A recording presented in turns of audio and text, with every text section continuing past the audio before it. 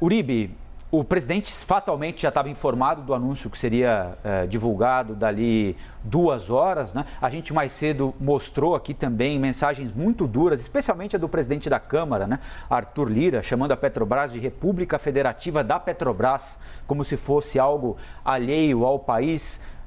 Acabou de passar o projeto do ICMS. O que é que a gente pode esperar para além da virulência dos tweets? Qual é a resposta que a política quer dar à Petrobras, à população em geral, já que isso aí corrói a popularidade de qualquer político, hein, Uribe? Mudar a política de preço é considerado inviável dentro do Palácio do Planalto neste momento, em ano eleitoral, talvez em um futuro mandato, inclusive naquela discussão sobre a privatização da Petrobras. Mas uma alternativa surgiu na manhã de hoje. Nessa semana, no começo da semana, houve a votação daquele projeto de lei do teto de 17% do ICMS sobre os combustíveis. Havia um destaque do senador Eduardo Braga, que previa o pagamento de um auxílio para motoristas de táxi de aplicativos no valor que poderia chegar até R$300. Teria um impacto de 3 bilhões essa proposta. O que se pretende agora? Nessa próxima semana, a possibilidade de votação de uma PEC. A PEC dos combustíveis, que traz a contrapartida para aqueles estados que zerarem ICMS sobre diesel e gás. A ideia é incluir novamente esse destaque, ou seja, para que você tenha um tipo de auxílio para esses motoristas e ir um pouco além, incluir também a previsibilidade de um outro impacto de 1,5 bi, que daria no total 4,5 bilhões, e a integrantes da equipe econômica dizem que isso cabe no teto de gastos, a possibilidade desse benefício ser pago também aos caminhoneiros autônomos, ou seja, um valor que giraria entre R$100 e R$300, um auxílio mensal que teria duração até o final deste ano.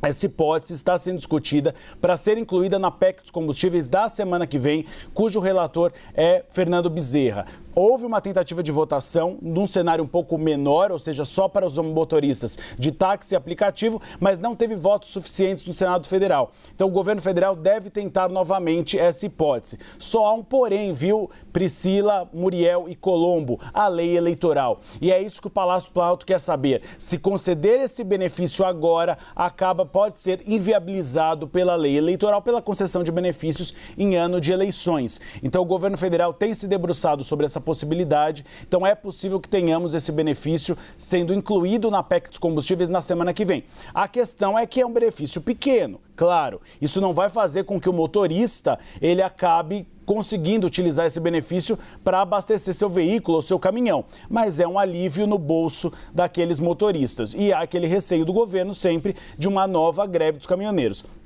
Como você disse, Colombo, em 2018 você teve até uma comemoração, mas pimenta nos olhos dos outros é refresco. E agora há uma grande preocupação do próprio presidente Jair Bolsonaro de um aumento do diesel. Teve uma conversa reservada do presidente com alguns auxiliares, a gente noticiou aqui na CNN Brasil, que ele chegou a dizer que caso ele não ganhe as eleições, um dos motivos é o aumento dos combustíveis. Então o Palácio do Planalto está bastante preocupado e toda a base aliada no Congresso Nacional dos impactos nas eleições deste aumento. O aumento era esperado, como a gente falou, mas esse impacto, esse aumento como foi dado nesse percentual, não era nem esperado pelo Palácio do Planalto. Não é um aumento qualquer, a gente precisa reforçar isso, não é? Muriel, sim. Priscila, Uribe, está aqui na nossa tarde, olha, a gasolina sobe mais de 5% e o diesel, minha gente, sobe mais de 14%, de 4,91 para 5,61%. Saindo da Petrobras para a distribuidora. Para o consumidor, vai para quanto? Você lembrou agora? Para o consumidor, sobe 63 centavos depois da mistura. Em média de 7?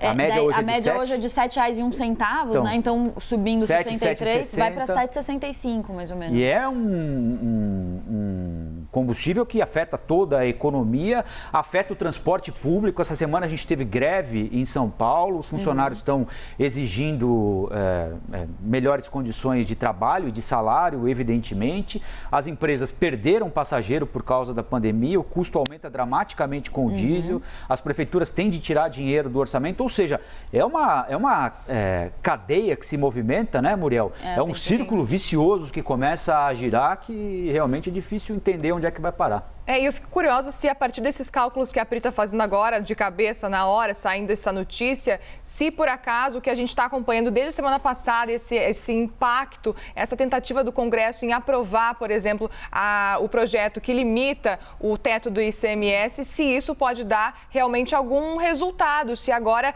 essa decisão da Petrobras anula o que a gente tem acompanhado nas últimas semanas, esse esforço do Congresso em aprovar esse projeto, Pri. Pois é, eu tinha feito as contas ontem exatamente, vou ver se eu acho aqui, mas acho que talvez eu não acho, até a gente falou no live, mas o que acontece é que essa defasagem, ela é repassada e os projetos do governo, o governo estava falando, né, o presidente Jair Bolsonaro, de R$2 para a gasolina, de R$1 para o diesel, né? R$2 é se, de fato, os projetos todos passarem tanto o teto para o ICMS quanto a PEC que zera o ICMS, né? Se for só o teto do ICMS, daí é cerca de R$1,34. Então, R$1,34 é o que tem de economia no preço da gasolina, né, nos R$7,25 com isso. Então, agora se a gente vai para R$7,35, tira R$1,34, vai para cerca de R$6, né, o valor, assim. Então, de fato, esses projetos, eles devem trazer, se passarem, ainda mais se passarem em toda a sua magnitude, eles devem trazer um alívio para o preço. Mas já não é o imediatamente. Efeito de antes. Mas já não é o efeito de antes. E mais que isso, a perspectiva. O petróleo continua subindo. Então, assim, a conclusão, a gente vai fazendo cálculo com um valor, com outro.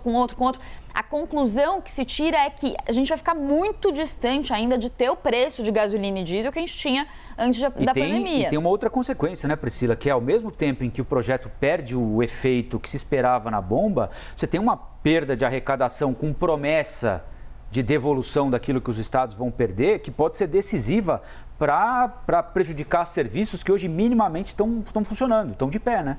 Exatamente, principalmente educação e saúde, né? Então, o ICMS e o IPI, porque o governo também está reduzindo, fazendo uma série de medidas de redução de IPI, são a base de composição dos gastos, né? Dos investimentos que vão para a saúde e para a educação dos municípios e dos estados. Então, conforme esses projetos vão passando e essa arrecadação ela vai sendo reduzida, isso também afeta a vinculação desses gastos que vai para a saúde e para a educação. Então, é por isso que a grande discussão do momento devemos fazer uma política e gastar dinheiro público para reduzir os preços de combustível para a população no geral, inclusive de gasolina, que afeta uma parcela que tem maior poder aquisitivo, em detrimento de usar esse dinheiro para a saúde e para a educação. É essa discussão que a gente está colocando nesse momento. E aí vocês vão perguntar, mas qual que é a solução, né? Então, o presidente ele bateu muito em questão de lucro, né? É importante a gente esclarecer essa questão. O presidente falou, o lucro da Petrobras 6 vezes maior do que o lucro de outras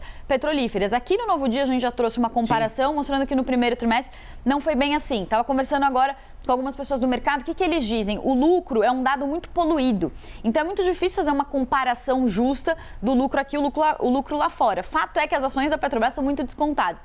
Mas qual que é a questão, né? Então, o governo ele está falando sobre questão de lucro, está batendo nisso, mas a Petrobras, ela também é uma grande geradora de tributos e lucro para o governo. Então, a gente não está falando só de lucro. Então, por exemplo, na nota que a Petrobras acabou de divulgar, eles colocam ali um intertítulo que a gente chama, um trecho inteiro, só falando do quanto que esses lucros e o recolhimento de tributos ajuda o governo. Então, eles falam, por exemplo, que em 2021 a empresa recolheu 203 bilhões de reais em tributos próprios e retidos, que é o maior valor anual já pago pela companhia. Então, a Petrobras e bem é bom para o governo, é bom para o país e é bom para todas as pessoas. Agora, o que tem que se discutir, as soluções viáveis, talvez, seriam, essas empresas estão lucrando muito. Lá fora, por exemplo, no Reino Unido, tem alguns projetos falando sobre tributar mais o lucro de empresas petrolíferas quando o preço do petróleo está alto. Seria uma medida pontual para quando o preço do petróleo está alto, para conter essa situação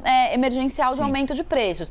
Então, são políticas mais focadas, né, e mais pontuais. O que o governo está fazendo é tentar fazer tudo muito às pressas, com reflexos ruins no médio e no longo prazo. E a tendência é que seja feito cada vez mais às pressas. Faltam 3 meses e meio para o primeiro turno das eleições. O presidente Jair Bolsonaro hoje é o segundo colocado, mas está a uma distância importante do primeiro colocado, o ex-presidente Lula. Uribe, Priscila, obrigado por enquanto. Nós estamos falando aqui sobre o reajuste dos combustíveis anunciado agora pela Petrobras. A Raquel Landim já tinha antecipado para a gente ontem essa possibilidade e está aí na nossa tarja média, o diesel sobe mais de 14%, de 4,91 da Petrobras para 5,61 para as distribuidoras, chegando a mais ou menos, pela conta que a gente fez aqui, 7,60 e alguma coisa. Na bomba, a gasolina subiu 5% e na média... Na média vai para cerca de 7,30, né? Porque a gente está falando de um valor de... 7,30. Não, está 7,25, subindo 15 centavos. 7,40. 7,40. 7,40 mais ou menos para o consumidor na bomba.